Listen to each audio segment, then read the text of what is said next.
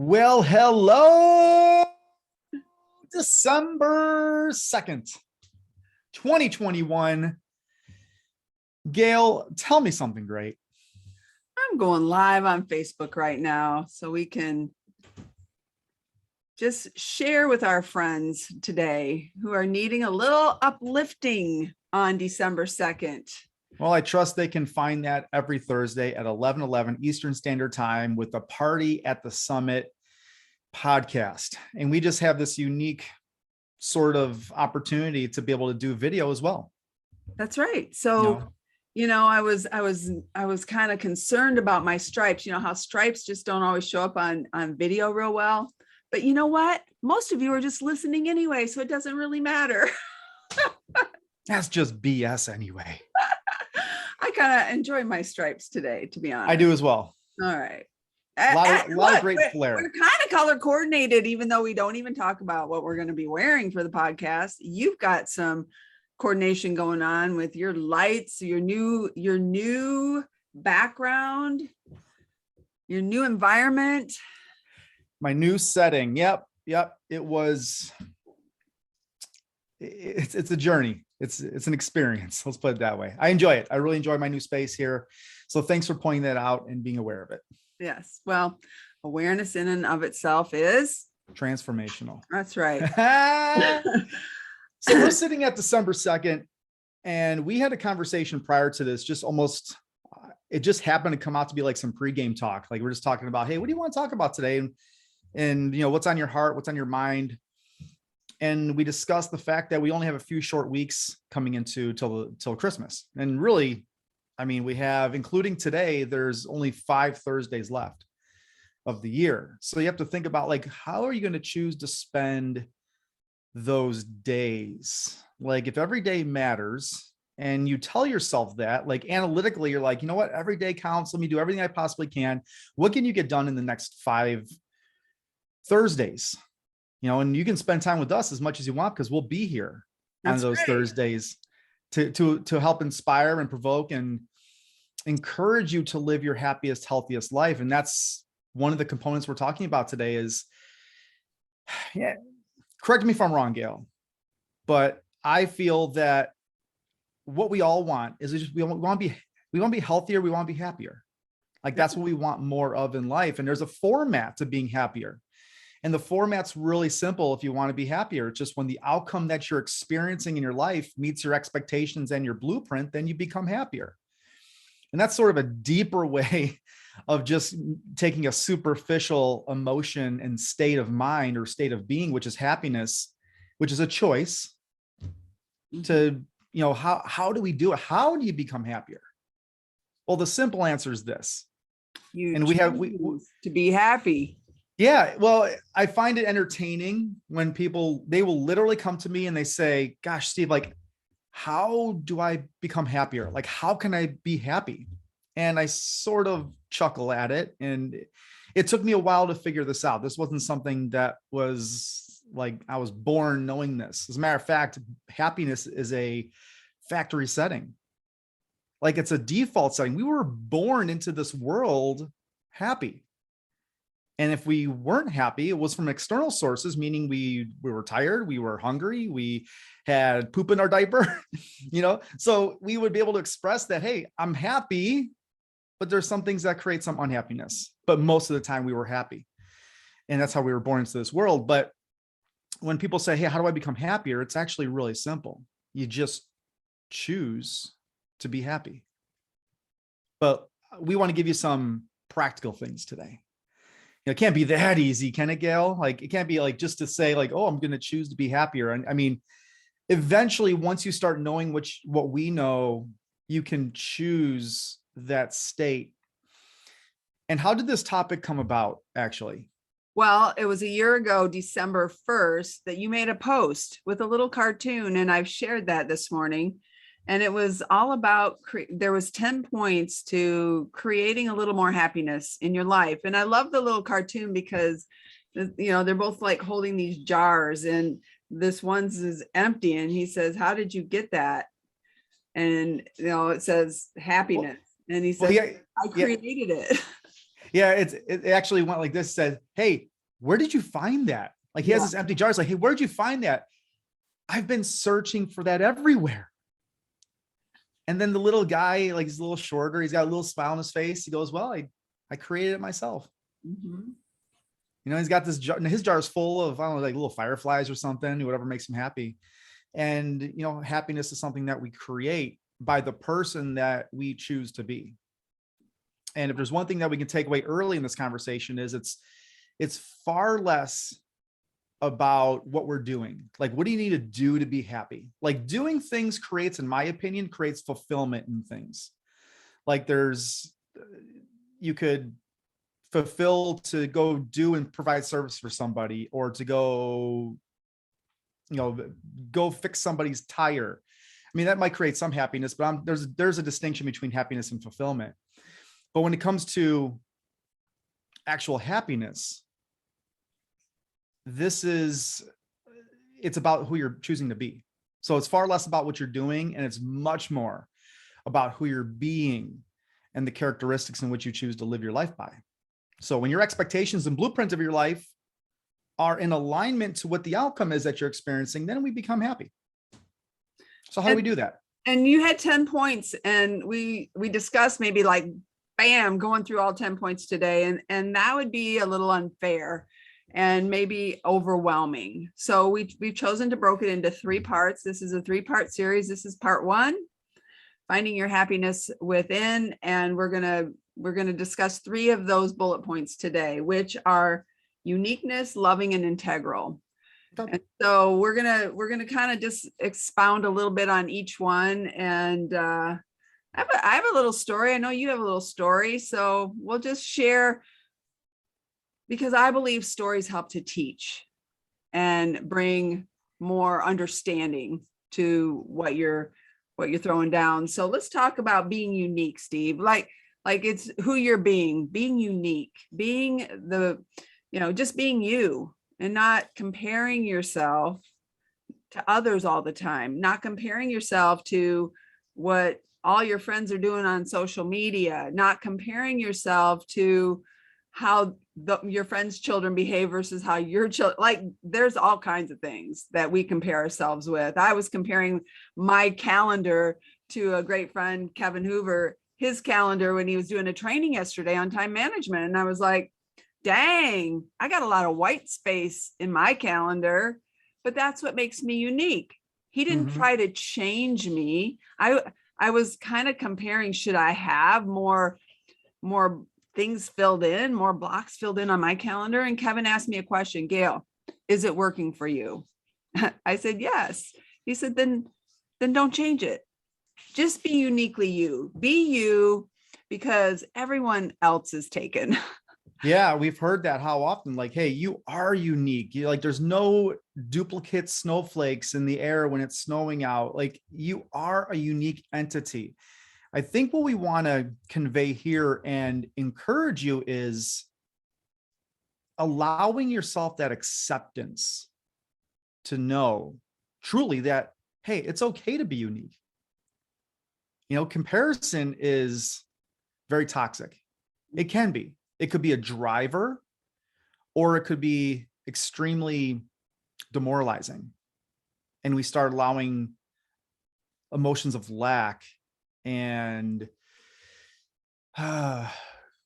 unworthiness and fear. I just had a story pop into my mind, because, when you were saying that, comparison is the thief of all joy. We've heard that as a saying. And I want to go back maybe many years. And I had this group of friends that we'd hang out, and I would always hear about these swishing parties that they would do.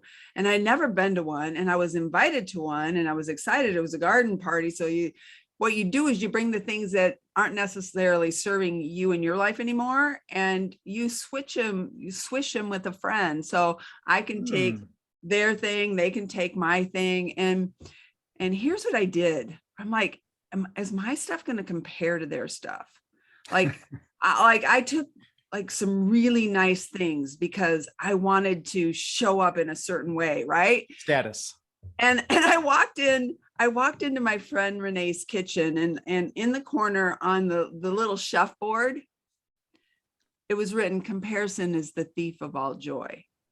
And it, bam, I'm like, oh, I am comparing myself to my friends. They really liked the things I brought. But the thing about that, just that, and I bring that when I start to compare myself with others, I bring that up, and those feelings I had, am I good enough? Is my stuff going to measure up? What are they going to think of me? You know, all of those things that didn't serve me at the time. And I think we all have those feelings. So being unique, finding out who you are, and then giving the best version of yourself away every day. Yeah, we certainly place way too much pressure on ourselves. It's self-inflicted when it comes to comparison. Like, you can't stand out and fit in simultaneously. So what if you just accepted, hey, I'm choosing to stand out by being my unique self, authenticity, with pure, genuine nature. And you'd be surprised how much happiness that delivers, or it allows you to attract more happiness into your life, because now you're standing as the flower. You're standing as who you are authentically. So I think that's such a great component to you unlocking the quality of your happiness. And I also said that our happiness is really the sum of the emotions that we carry. So you're going to hear us talking quite a bit about the emotions in which we stand in, happiness, joy, fulfillment, bliss, ecstasy. Or are you in, anxiety, stress, fear, anger, worry? Like, those don't make you so happy. So you can choose to shift that when you shift the quality of the questions, but we're not going to talk about that today. That might be just a little layer deeper that we can get into in our conversation. But let's talk about things that people can change now, like immediately. They can make an instant shift and change their state. So that'd be the first one. And any questions somebody has about, well, okay, you say be unique, but I have this going on, or this situation, this external, it's irrelevant. Like, you are who you are. Don't be anybody different than who you are. So that's right. Let go of other people's opinions of you and create the opinions around yourself. So, and that includes beginning and on that journey of loving yourself, which is our point 2. Other people's opinion of you is none of your business. That's right. So be loving. That's point 2. So point 1, be unique. Point 2, be loving. The more you love yourself, the more you love others. And Steve, you just recently, it was on one of our calls, and you just kind of just said this book. You just said, oh, I'm reading this book. I wrote it down. I went and bought it on Audible. It's Love Yourself Like Your Life Depends on It. Like, when you said the title of it, I was like, oh yeah, that sounds like it'd be a really great read. It's a quick read. If you like to read, it's a short read. It's a 3-hour Audible. And it's all about learning to have greater conversations with yourself about loving yourself. So talk to us about that. Oh, and by Kamal Ravikant. It's easy to find. Just search Love Yourself Like Your Life Depends on It. Kamal Ravikant. Yeah, I would suggest that if you're feeling in a state of like extended, being unappreciated, or if you're feeling like you're going through some hardship or heartache, or there's a state of maybe a slight depression that maybe you've self-diagnosed yourself with, and said, all right, well, this would be a great read to quite literally change and alter the course of how you would think about yourself. And when you said it, like, be more loving, most people are going to come from the place of, well, I love plenty of people. Like, I'm very loving, I'm very caring, I'm very compassionate. Like, I'm a very loving person. I used to ask a question in some coaching groups and just in, conversation when it came to environment and the people that, we care about, and, where your attention goes and your energy goes. And I would ask the question, who are the top 3 people that you would do anything for? Who are the top 3 people that, you would do absolutely anything for in this world? The most common responses were, well, my parents, my siblings, my girlfriend, my boyfriend, my spouse. But very infrequently Did they ever say myself? And so consider that. Think about that. And how often will we do something for anybody else, but we put ourselves on the back burner? Well, that's kind of selfish, Steve. Like, of course, well, no, it's not selfish, it's self-full. So when you love yourself at a deeper level, like truly love yourself, not from being like vain or being conceited, but just from a place of just caring for yourself. Like, what experience of your life do you want? What experience of your health do you want? You won't be able to achieve that from loving on other people. Mm-hmm. You attain that from loving on yourself. And I say something to my kids, and some people get a chuckle out of it. I say, well, after me, you come first. Because if I don't take care of myself, I don't love myself by serving myself with movement and eating nutritiously well and moving my body and reading the great things and practicing my mind strength and fitness, then it's very challenging to go serve other people at a higher level that you care about and you love. Mm-hmm. So the example that I had just over last weekend was I got an opportunity to spend some time with my dad. My dad and I, we live about an hour apart. And so we were just chatting, and we were sitting at the fire pit in the backyard of his house and just, doing son and dad things, just having conversation. No one else is around, and, getting a little vulnerable and, talking about some of the past and, who we are based on our experiences. And he had mentioned a few times, he says, you know what, son, here's where the vulnerability comes in. He goes, I've made some mistakes. I've made some mistakes and I'm not happy about them, but it allowed me to grow and it allowed me to, be more of who I am. And I agreed with that. But he kept on saying it, kept on repeating it, almost as if he was seeking some permission. Now that's I'm speculating, I'm being presumptuous here. But then I simply just asked, and there was some other dialogue that was entailed. I just simply asked a question to a 65-year young man, my dad. I said, Dad, how often do you tell yourself that you love yourself and forgive yourself? And he sort of looked at me like a deer in headlights, like I had like 7 eyes. And he was like, wow, I've never thought about that. So it just goes to show you that you're not too old to learn and you're not too young to teach, and just share questions that may just unlock the next dimension to where somebody desires to go, or maybe where they don't know where they're going yet. Mm-hmm. So be more loving to yourself, whatever that means to you. Because many of you listening to this and watching this, you're sort of hard on yourself. If I asked you, hey, tell me 5 things that you would want to improve about yourself. You're like, 5? I'll tell you 100 things I want to improve about myself.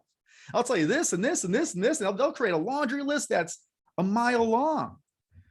But then if you ask them, hey, tell me what you're great at. Tell me what you're skilled at. What do you love about yourself? What do you appreciate about yourself? What are you enthusiastic about in your life right now? They're challenged to tell you those things. You are where your attention is. They're almost embarrassed to tell you. You feel me? Mm-hmm. Yeah. So be more loving. You want to start creating an elevated quality of happiness. And you just won't accept the fact that happiness is an inside game, like it's an inside job. You won't accept that. Like, well, no, give me some evidence on this. We're giving you evidence now that it takes work. It takes effort. It takes doing some of the hardest work, which is in here. But when you work on it long enough, it's sort of like the analogy of drops of water hitting a stone. It just, over time, that stone gives away and you start recreating stories and beliefs. The old stories and beliefs that weren't serving you before, now you can start recreating that and creating more internal bliss and happiness. So be more loving. Be more loving first to yourself, and it'll spill out over onto everybody around you. Which leads us to our third and final point for today. integrity, be integral. Now, Steve, I didn't really know what that meant until I started hanging around with you a couple years ago. And, we've learned personal integrity. And the thing that sticks out, because it's doing what you say you're going to do when you say you're going to do it, even when nobody's watching. That's being integrity.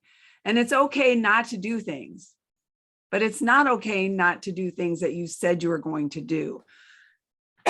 So keeping your word to yourself creates confidence. And I want you to talk to us a little bit about your perspective on being integral. Well, there's a distinction. I would have probably at one point thought there was a slight distinction, but now that I feel there's a much larger distinction when it comes to being integral and being self-integral. When you hear the word integral, it's like, hey, you do the things that you say you're going to do. And we do that in our life. Like, I'm not coming on here, you're not coming on here and saying, well, if you want to be happier, then you better start doing the things that you told yourself you're going to do, or you're going to continue being miserable in your life. That's not what we're saying. Because we know you're integral. We know that you'll do anything for anybody else in your world. You'll do anything for your neighbor, or for your children, or for your parents, or for your coworkers. You'll do those things for them. Okay, that's what being integral is owning and honoring your word. What we're saying is, if you want to evolve and expand the happiness that is an inside job, then bring more awareness and attention to how you're owning and honoring your personal integrity. You doing the things that you said you were going to do for yourself.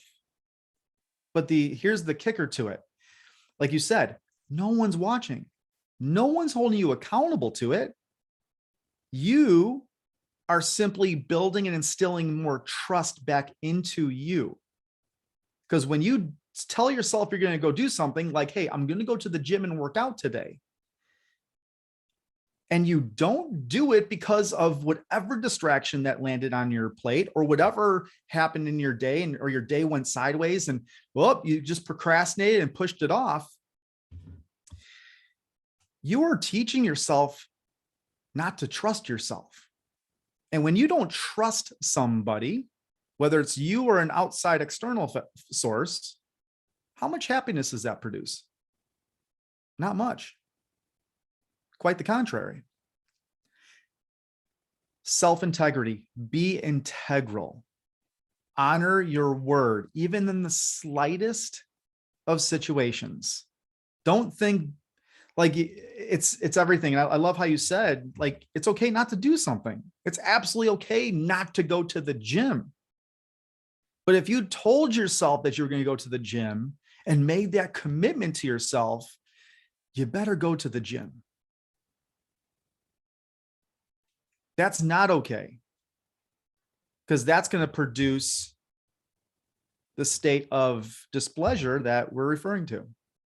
Maybe it's you drinking your water. Well, I'm going to promise myself I'm going to drink a gallon of water today, and you don't do it. Then expect to continue feeling the same way you felt. And most people can't even pinpoint it. They're not even aware of it. They're like, why do I continue feeling like crap? Why do I feel this? Why do I have this gut feeling that I'm letting somebody down, or I'm not honoring myself? Because you're not. So be integral. How has this made an impact on your life over the last 2 years, Gail? Oh, in a huge way. First of all, taking a stand to love myself more and make decisions based on actions that to become the person that I knew I could be. And just learning the small steps. It wasn't the big. And I think that's what you do such a great job at coaching us in the TM90 group on being a promise keeper. Mm-hmm. And it's not changing it's not doing a 180. It's taking one or two small things and doing them consistently. Excuse me. It builds confidence. So, for example, I remember when I first met you and I joined a group that you had, and it was like all these people going to the gym and I didn't work out. I didn't move my body. I didn't do any kind of movement. And I'm like, I can get that. I can get to that through nutrition. And I think I remember telling you that. And because moving my body was foreign, I just didn't work out. I didn't exercise. And then, when the pandemic hit in 2020 and everybody was forced in and you started you call it, like, I didn't even know what that was. It was 30-minute body weight workout. I didn't know body weight movements. I didn't know, like, I think I could name 5, but see, it was loving myself enough to show up and then loving myself enough to come back, even when it was hard, and doing those small things over and over and over. I looked at my YouTube channel. I have 214 on one channel, 214 30-minute, you call it 30-minute body weight movements on my YouTube channel.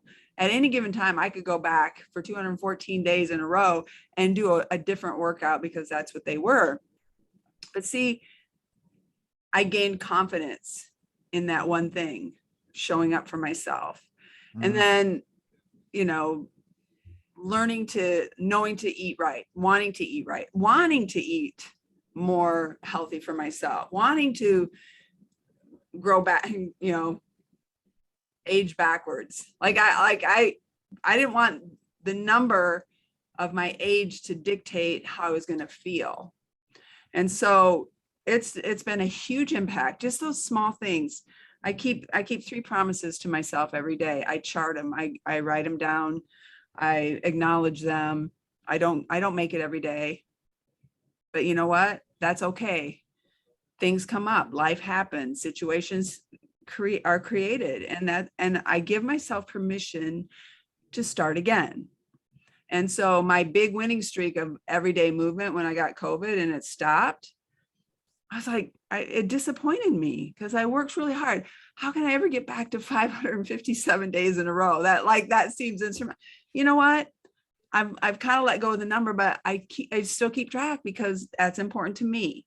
That might not be important to anybody else, but that's the unique version of myself that I've created over the last couple of years. And I'm a changed person, and I'm a happier person.